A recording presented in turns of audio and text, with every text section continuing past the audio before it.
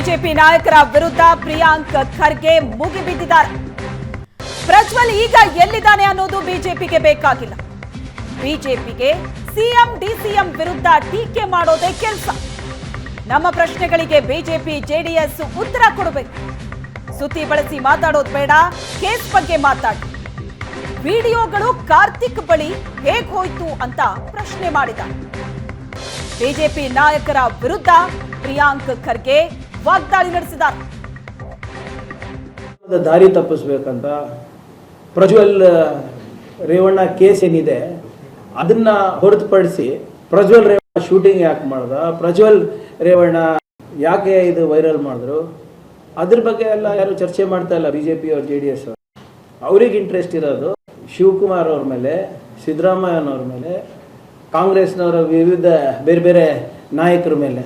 ನಾವು ಕೆಲವು ಪ್ರಶ್ನೆಗಳಿದೆ ನಮ್ಮದು ಕೂಡ. ಇದಕ್ಕೆ ಬಿಜೆಪಿಯವರು JDS ಅವರು ನೇರವಾಗಿ ಉತ್ತರ ಕೊಡಬೇಕು. ಇದಕ್ಕೆ ಸುಮ್ಮನೆ ಸುದ್ದಿ ಬಳಸಿ ಮಾತಾಡೋದು. ಪ್ರಕರಣದ ಬಗ್ಗೆ ಮಾತಾಡೋಣ.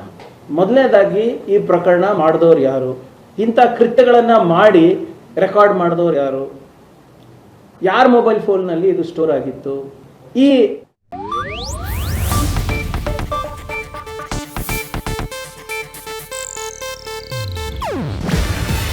ಇದು ಏಷ್ಯಾನೆಟ್ ನ್ಯೂಸ್ ನೆಟ್ವರ್ಕ್ ಪ್ರಸ್ತುತಿ. ನೀವು ನೋಡ್ತಿದ್ದೀರಾ ಏಷ್ಯಾನೆಟ್ ಸುವರ್ಣ ನ್ಯೂಸ್.